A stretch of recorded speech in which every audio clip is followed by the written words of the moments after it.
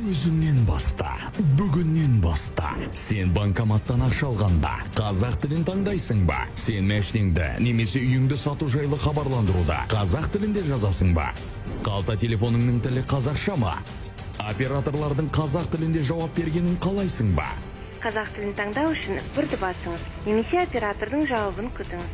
Онда өзіңнен баста. Осы бір қарапайым қадамның өзі тіліміздің болашағына көп әсер етуі мүмкін. Сондықтан да Тәңірдің сыйын, анаңның тілін, ұлттың кодын ұлтаралық қатынас деңгейіне жеткізуге ұмтылайық.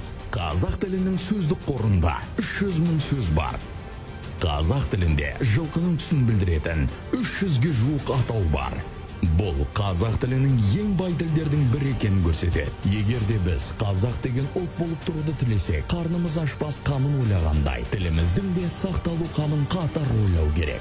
Ахмет Байтұрсынұлы.